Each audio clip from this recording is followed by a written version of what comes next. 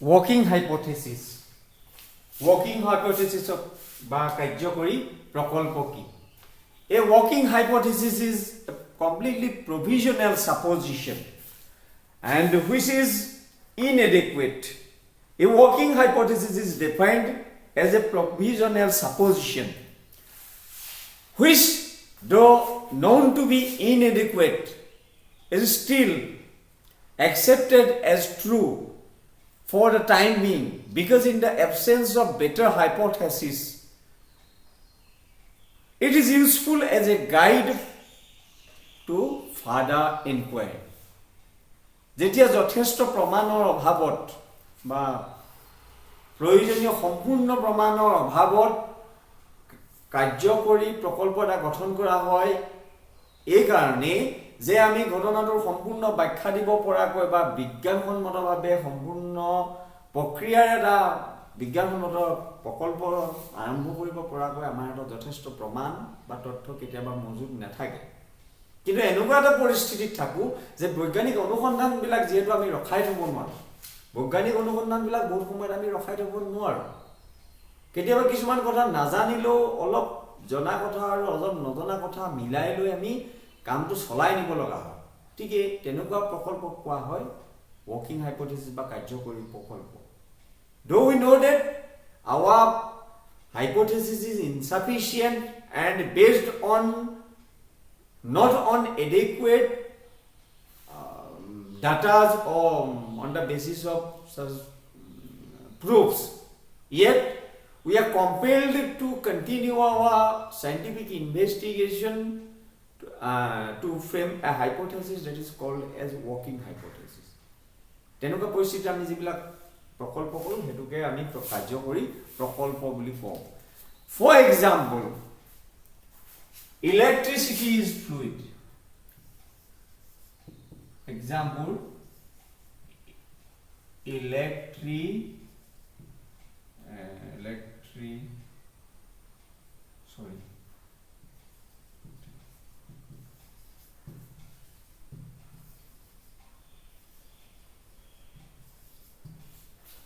বিদ্যুৎ তৰল পদাৰ্থ।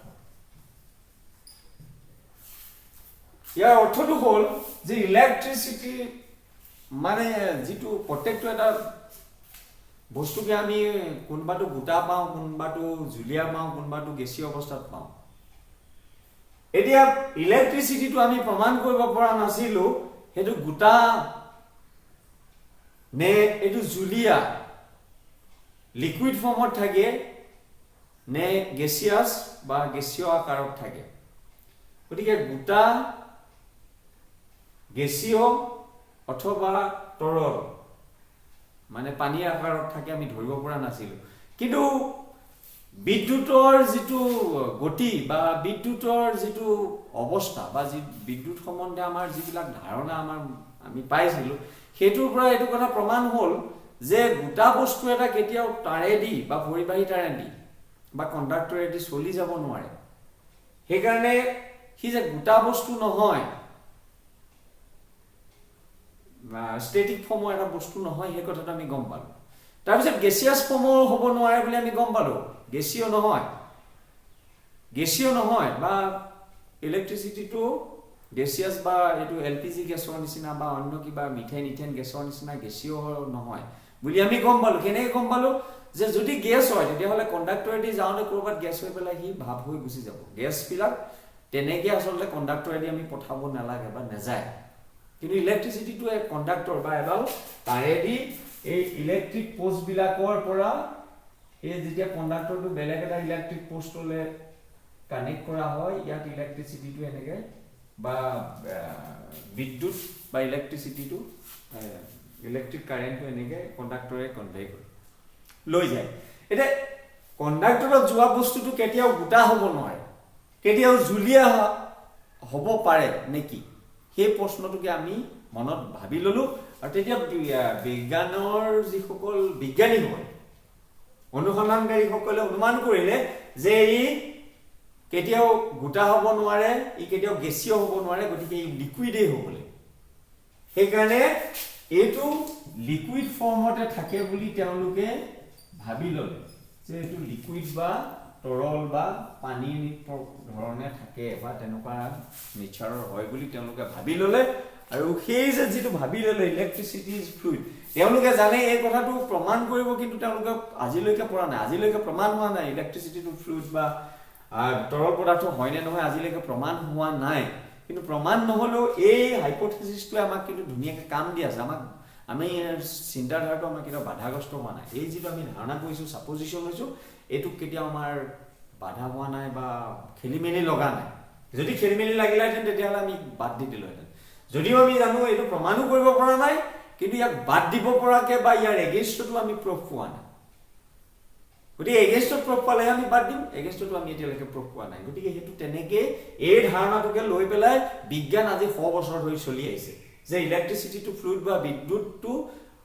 তৰল পদাৰ্থ বা লিকুইড বা পানীৰ টাইপৰ এনেকুৱা হ'ব বুলি ধাৰণা কৰি পেলাই চলি আহিছে সেই ধাৰণাটোৱে কিন্তু আমাক খেলিমেলি লগোৱা নাই কাৰণে আমি তেনেকৈ চলি আহিছোঁ গতিকে এই এনেকুৱা যিবিলাক হাইপোথেসিস বা এনেকুৱা যিবিলাক ধাৰণা ঘপকে প্ৰমাণো কৰিব নোৱাৰি আৰু কিন্তু আৰু এটা কথা প্ৰমাণ কৰিব নোৱাৰি বুলি আমি জানাৰ পিছতো এই হাইপোথেসিসটো কৰিছোঁ কি কাৰণে কৰিছোঁ যে বৈজ্ঞানিক অনুসন্ধানটো নহ'লে ৰৈ যায় বাধাগ্ৰস্ত হয় গতিকে two continue the scientific inquiry we are compelled to frame a particular hypothesis and we know that we have no adequate data we have inadequate data yet we are bound to frame hypothesis and in such a position when we will frame a hypothesis on the basis of inadequate data that is called as working hypothesis কাৰ্যকৰী প্ৰকল্প বুলি ইয়াক কোৱা হয় A working hypothesis is discarded when the nature of the phenomenon is understood better.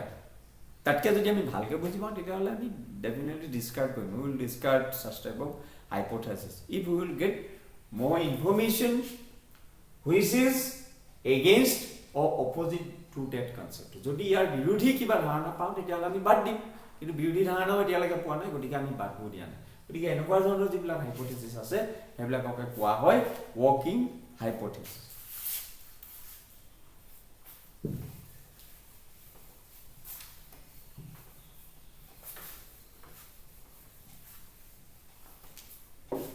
এতিয়া আমি অন্য এটা প্ৰসংগলৈ আহিম বা বেলেগ এটা বিষয়লৈ আহিম সেইটো হ'ল conditions of valid hypothesis or legitimate hypothesis এই হাইপোথেসিস বিলাক যিবিলাক আমি হাইপোথেসিস কৰিম সেই হাইপোথেসিস বোৰে কেতিয়া আমাক ৰিজাল্ট ভাল বা শুদ্ধ ৰিজাল্ট এটা দিয়াৰ সম্ভাৱনা থাকিব অৰ্থাৎ কি নিয়ম মানি চলিলে আমি হাইপোথেসিসটোৰ পৰা এটা বেটাৰ ৰিজাল্ট বা ভাল ৰিজাল্ট পাম হেতুকে কোৱা হয় conditions for valid hypothesis or legitimate hypothesis অৰ্থাৎ যে কিছুমান নিয়ম যদি আমি মানি চলো তেতিয়াহ'লে আমি যিটো হাইপোথেসিস কৰিম সেই হাইপোথেসিসটো কৰোঁতে কিছুমান মিনিমাম নিয়ম মানি চলিব লাগিব আৰু সেই নিয়মবিলাক মানি চলাৰ লগে লগে বা সেই কণ্ডিশনছবিলাক ফুলফিল কৰাৰ কাৰণে সেই ধৰণৰ হাইপোথেসিস বা সেই হাইপোথেসিসটোৰ পৰা যিটো আমি ৰিজাল্ট পাম সেই ৰিজাল্টটোৰ পৰা আমি এটা পজিটিভ এটা ৰিজাল্ট পাম নহ'লে এনেই হাইপোথেসিস কিছুমান সংখ্যা বঢ়াই কৰি থাকি লাভ নাই আমি হাইপোথেসিস কৰিব লাগে কাৰণে হাইপোথেসিস কৰি থাকিলে নহব হে হাইপোথেসিসৰ পৰা আমি এটা ৰিজাল্ট পাব লাগিব because our aim in scientific inquiry is to find out a positive result not to get a futile result অৰ্থহীন কামৰ কাৰণে আমি হাইপোথেসিস নকৰো আমি সদায় ৰিজাল্ট বেটাৰ ৰিজাল্ট এটা পাবৰ কাৰণে আমি হাইপোথেসিস কৰো গতিকে ভাল ৰিজাল্ট কেতিয়া পাম যে কিছুমান নিয়ম আমি মানি চলিম অৰ্থাৎ কিছুমান নিয়মৰ মাজেৰে গলে হাইপোথেসিসটো আমাৰ ভাল হ'ব এতিয়া এই কণ্ডিশনছ ফৰ ভ্যালিড হাইপোথেসিস কি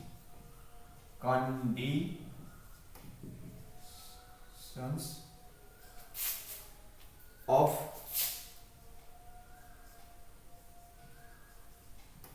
valid hypothesis or legitimate hypothesis or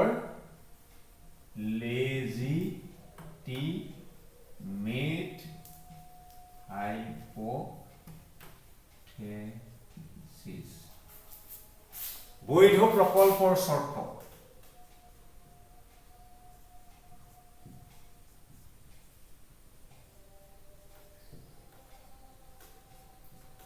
চৰ্ত মানে কি নিয়ম মানি চলিলে আমি এটা ভাল হাইপোথেসিস কৰিব পাৰিম কাৰণ ভাল হাইপোথেসিস আমি কৰিব পাৰিলেহে ভাল ৰিজাল্ট এটা পাম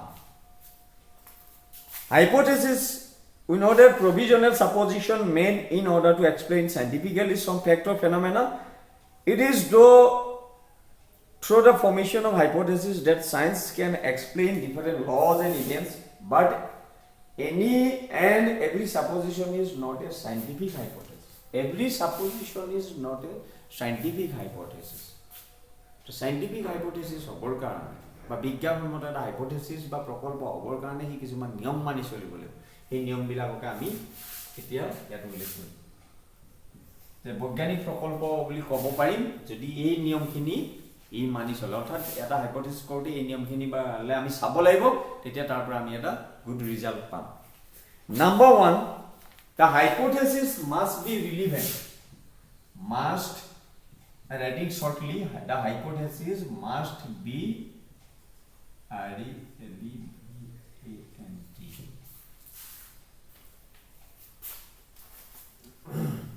hypothesis must be relevant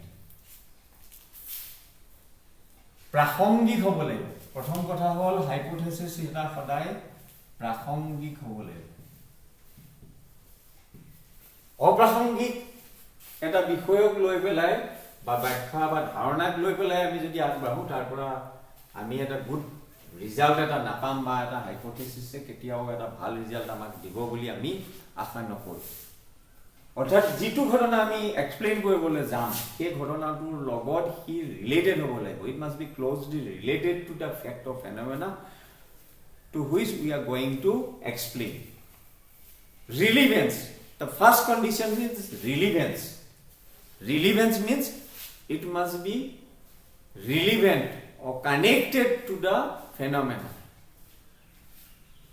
our supposition or our idea must be closely connected to the circumstances which we are going to explain jak bakhya dibole koisu tar logot hi closely connected hobole number 2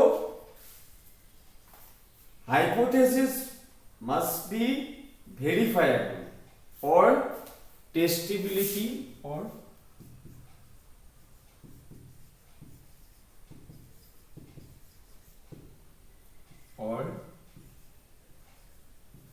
verifiability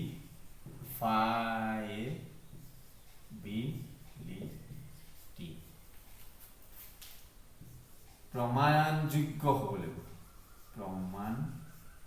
যোগ্য হ'ব লাগিব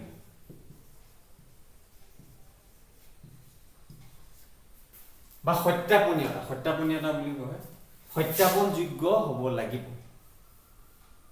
অৰ্থাৎ এটা যেতিয়া আমি hypothesis কৰো সেই হাইপোথেসিসটো এনেকুৱা হ'ব লাগিব যে প্ৰমাণ কৰিব পাৰিব পৰা সামৰ্থ্য আমাৰ থাকিব লাগিব that must not be beyond our sense perception একেদিনা আমি প্ৰমাণ কৰিব নোৱাৰো কিছুমান বস্তু কেতিয়াবা প্ৰমাণ নহব পাৰে কিন্তু এদিন হয় দুদিন হয় বা এবছৰৰ ভিতৰত বা দুবছৰৰ ভিতৰত তাতকৈ বেছি সময় লাগিব পাৰে কিন্তু আমি বিশ্বাস থাকিব লাগিব যে এদিন আমি তাক প্ৰমাণ কৰিব পাৰিম যে আমি ভবা ধাৰণাটো শুদ্ধ বা অশুদ্ধ that our supposition is correct or incorrect that may be proved after 1 year may be proved after 2 years or 3 years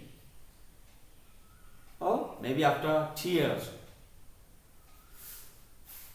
so testability বা verifiability verify মানে প্ৰমাণ যে আমি কৰিব এদিন কৰিব পাৰিম বুলি আমি বিশ্বাস কৰিব পাৰিব লাগিব আমি জানিব লাগিব যে আমি ইয়াক এদিন হাতেৰে ঢুকি পাম বা আমাৰ চকুৰে ঢুকি পাম বা আমি প্ৰমাণ কৰিব পাৰিম if we will unable to cover it through our sense organ or sense experience it will be futile job to frame such type of hypothesis because within a short period or long period we will not able to establish it or to discard it আমি যদি প্ৰমাণে কৰিব নোৱাৰো এটো ফৰসা নে মিছা তেতিয়া হলে তেনকা এটা ধাৰণাক লৈ বেলাই চলি থাকিলে নহব যেনেকে আমি ভূতৰ ধাৰণা এটা লৈ পেলাই চলি থাকোঁ, সেইবিলাক ধাৰণা চলি থাকে, কিন্তু বিজ্ঞানসন্মত ধাৰণা নহয়। ভূত আছেনে নাই এই কথাটো আজিলৈকে আমি প্ৰমাণ কৰিব পৰা নাই। বিজ্ঞানেতো ভূত নামানেই, কিন্তু কিছুমান কথা প্ৰমাণ কৰিব নোৱাৰোঁ। প্ৰমাণ কৰিব নোৱাৰা বিষয় এটা খেদি ফুৰি বা ধাৰণা এটা লৈ পেলাই ব্যস্ত থাকি লাভ নাই, তাতকৈ আমি অন্য কামত আমি মনোনিৱেশ কৰিম। আৰু প্ৰত্যেকটো ঘটনাৰে প্ৰমাণ কৰিব পৰা ধৰণৰ এটা ৰাস্তা নিশ্চিতভাৱে থাকে, আৰু সেই ৰাস্তাটো বা সেই ব্যাখ্যাটো আমি বিচাৰি উলিয়াবলৈ যত্ন কৰিব লাগে। So here we to fulfill the conditions that it must be testable or verifiable through our sense of it. Means through our experience we will able to prove it or to discard it within a very short period. That is testability.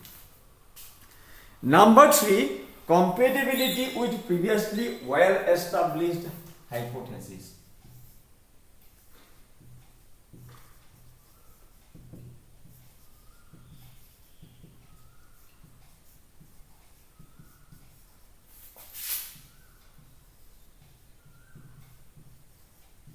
Previously well established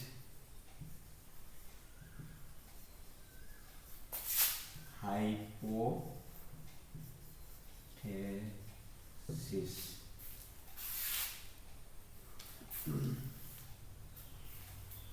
And compatibility also with itself and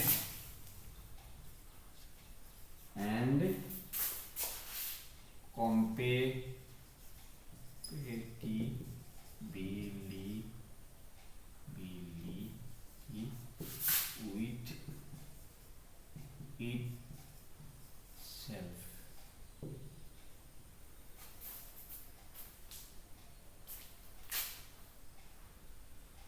Compatibility with previously well established hypothesis. পূৰ্ব প্ৰতিষ্ঠিত সত্যৰ সৈতে সামঞ্জস্যপূৰ্ণ হ'ব লাগে। পূৰ্ব প্ৰতিষ্ঠিত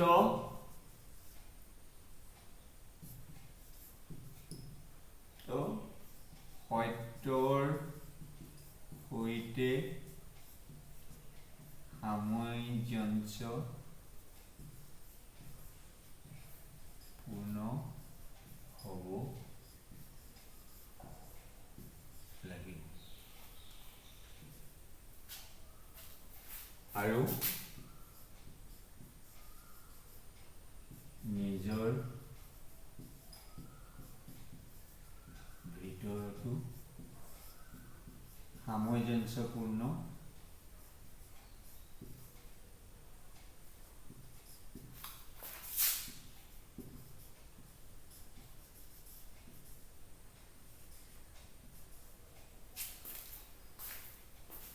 Comparatively previously well established hypothesis means if we will frame such type of hypothesis which will opposite to the well established truth.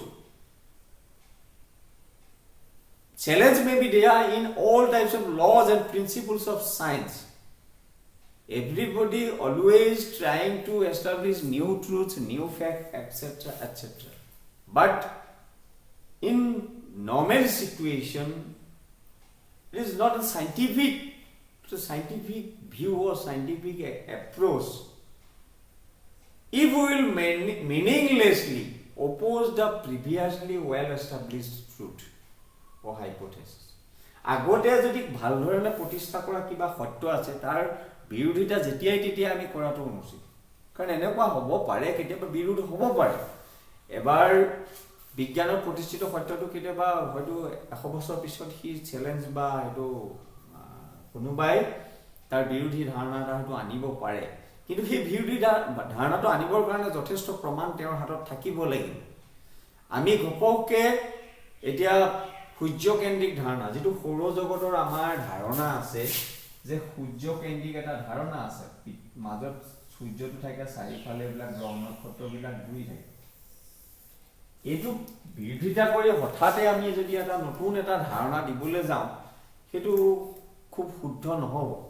কাৰণ সেইটো প্ৰমাণ কৰাটো আমাৰ কাৰণে এতিয়া সহজ নহয়, আৰু এইটো অলৰেডি ৱেল এষ্টাব্লিছড এটা হাইপোথেচিছ, তাৰ ৰিজাল্টটো আমি গম পাই গৈছোঁ। বা কিছুমান হাইপোথেচিছ আছে খুব সুন্দৰভাৱে কাম কৰি আছে, তাৰ বিৰোধিতা কৰিবলৈ ইচ্ছা কৰিলেই নহ'ব, প্ৰমাণো থাকিব লাগিব আৰু সেই ধৰণে আমি এদিন প্ৰতিষ্ঠা কৰিব পৰাকৈ আমি সাজু থাকিব লাগিব।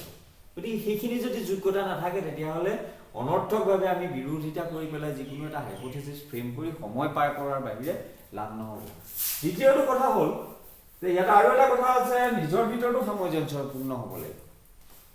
নিজৰ ভিতৰত মানে এটা হাইপোথেচিছ আমি কৰোঁতে যদি আমাৰ আত্মবিৰোধ থাকে, if there will be self contradiction, if there be self contradiction in our hypothesis, then will not be possible to establish a better result for law. যদি সেল্ফ কন্ট্ৰাডিকশ্যন থাকে, মই এতিয়া ধাৰণা কিবা এটা এবাৰ যদি ভাবোঁ যে এইটো হ'ব, এবাৰ যদি ভাবোঁ যে এইটো নহ'ব, তেনেকুৱা ধৰণৰ আত্মবিৰোধপূৰ্ণ ধাৰণা নহ'ব। আমি এটা ধাৰণা কৰিব লাগিব আৰু সেই ধাৰণাটো খুব সুন্দৰভাৱে প্ৰতিষ্ঠিত সত্যৰ লগত মিলা ধৰণৰ হ'ব লাগিব। গতিকে প্ৰথম কথা হ'ল আগতে প্ৰতিষ্ঠিত সুন্দৰ সত্যবিলাকৰ সি হঠাতে বিৰোধিতা কৰাটো অনুচিত হ'ব। কেতিয়াবা পাৰিব পাৰে, কিন্তু যিকোনো ক্ষেত্ৰতে হঠাতে কৰিব নালাগে। যথেষ্ট প্ৰক্ৰিয়া বা এক্সামিনেশ্যনৰ পিছত আমি যাব পাৰোঁ, সেইটো বেলেগ কথা। আৰু দুই নম্বৰ কথাটো হ'ল সি নিজৰ ভিতৰতে সুন্দৰভাৱে সমন্বয় থাকিব লাগিব, সি কথাটো মিলি থাকিব লাগিব, নহ'লে অযথা আমাৰ সময় অপচয় হ'ব আৰু আমাৰ বিজ্ঞানৰ অনুসন্ধান বাধাগ্ৰস্ত হ'ব। নেক্সট আহিব আমাৰ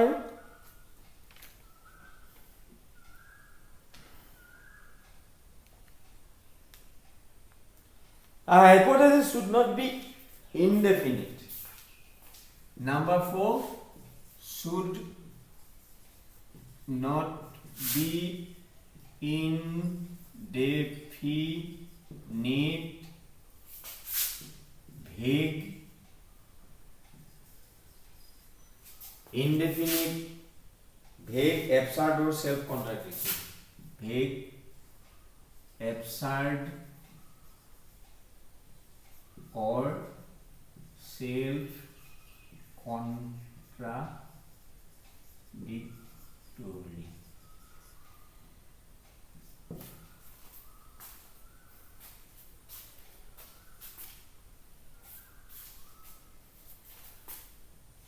অসম্পূৰ্ণ,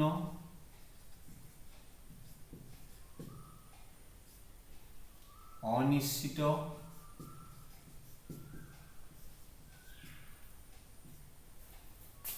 উদ্ভট,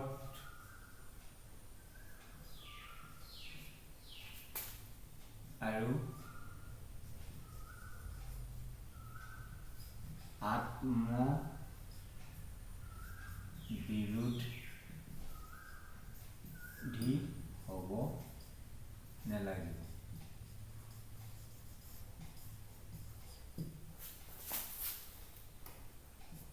Definite.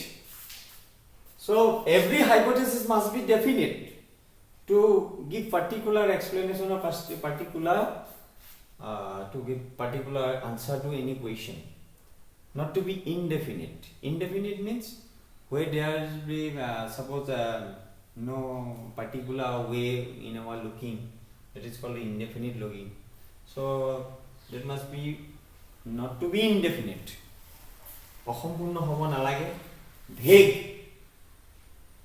অনিশ্চিত ধৰণৰ হ'ব নালাগে, খেলি মেলি থাকিব নালাগে, এবচাৰ্ড হ'ব নালাগে, উদ্ভট, এবচাৰ্ড, উদ্ভট ধাৰণা, কিছুমান উদ্ভট ধাৰণা, এবচাৰ্ড ধাৰণা বুলি কওঁ। আমি যদি ভাবোঁ যে পৃথিৱীৰ তলত এটা কাছ আছে, কাছটোৱে গালৈ লৰাই দিলে আৰ্থকুৱেক হয়, সেইটো হ'ল এটা উদ্ভট ধাৰণা। গতিকে তেনেকুৱা উদ্ভট ধাৰণা হ'ব নালাগে, যিহেতু এইটো এটা বৈজ্ঞানিক অনুসন্ধানৰ প্ৰক্ৰিয়া। সেল্ফ কন্ট্ৰাডিক্টৰি, সি আত্মবিৰোধপূৰ্ণ হ'ব নালাগিব। একেটা কথাকে যদি আমি আকৌ উল্টাকেও ভাবি থাকোঁ একে সময়তে, গতিকে আমি যদি নিজে আমাৰ মানসিকভাৱে স্থিৰ নহয়,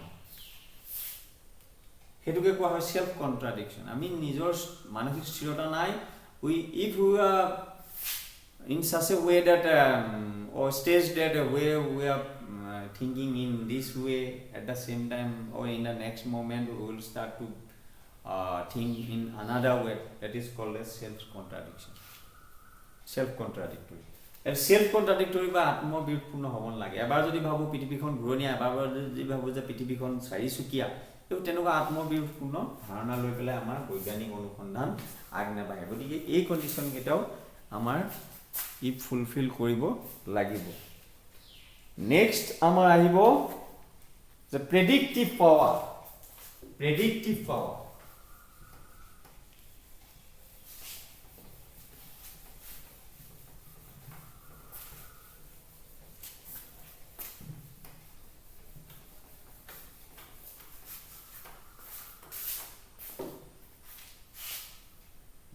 fifth predictive power ভবিষ্যৎবাণী কৰাৰ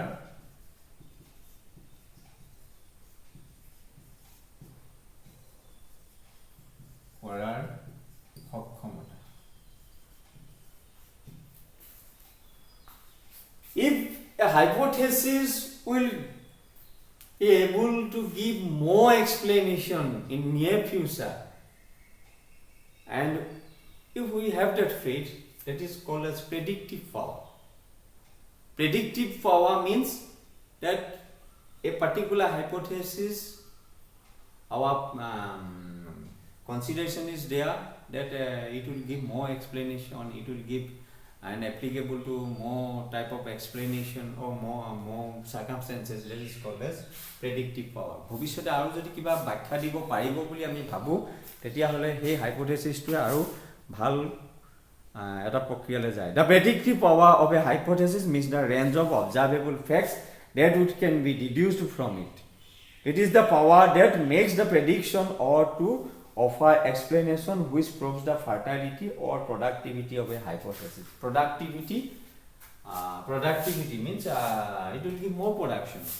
আহি থকা দিনত ই আৰু নতুন সত্যটো ই কামত আহিব বা নতুন ঘটনা ব্যাখ্যাটো সহায় কৰিব বুলি আমি যদি ভাবো এটোকে কোৱা হয় প্ৰেডিক্টিভ পাৱাৰ গতিকে এটো যদি থাকে আৰু ভাল কথা তেতিয়া হলে এটো থাকিবই লাগিব বুলি কথা নাই কিন্তু থাকিলে হাইপোথেসিসটো কি এটা আনাদাৰ ডাইমেনশন দিয়ে এটা তাৰ গুৰুত্ব বা তাৰ ইম্পৰ্টেন্সটো বঢ়াই লৈ যায় নেক্সট আৰু আমাৰ হল that the hypothesis must be based on facts and must have for its objects a real cause or vera cause. The hypothesis must be based on facts. 6. The hypothesis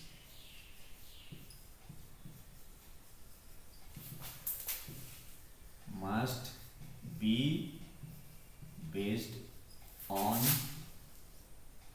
facts. Hypothesis must be based on facts and must have for its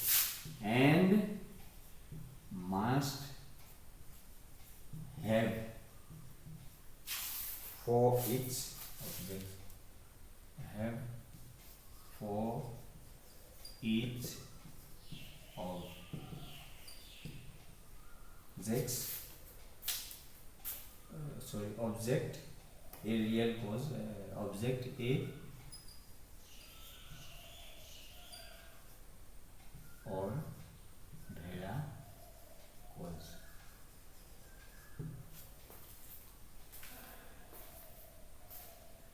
এই নিৰ্দিষ্ট ঘটনাৰ ওপৰত ভিত্তি কৰিব লাগিব অৰ্থাৎ বিশেষ যেটো ইচ্ছাত আমি বা যেটো ব্যাখ্যা দিবৰ কাৰণে আমি আগবাঢ়িছো সেইটোৰ লগত আমাৰ প্ৰমাণযোগ্য হ'ব লাগিব বা থাকিব লাগিব প্ৰমাণ থাকিব লাগিব বেছড অন ফ্যাক্ট তথ্য ভিত্তিক কি হ'ব লাগিব কি হ'ব লাগিব তথ্য ভিত্তিক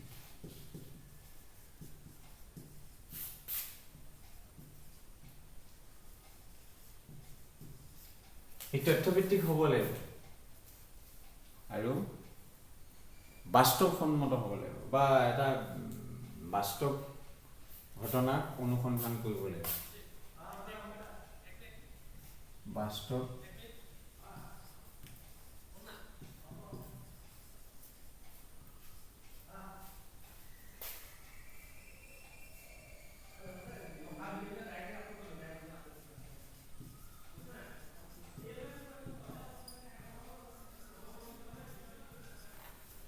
বাস্তৱ ঘটনা লৈ আগবাঢ়িব লাগিব তথ্যটো সঠিক যিটো ৰিলেটেড আমাৰ বস্তুক লৈ পেলাই আমি যাওঁ সেইটো সি অনুসৰণ কৰিব লাগিব আৰু সি এটা ভেৰাকজ বা প্ৰমাণযোগ্য এটা কথা হ'ব লাগিব।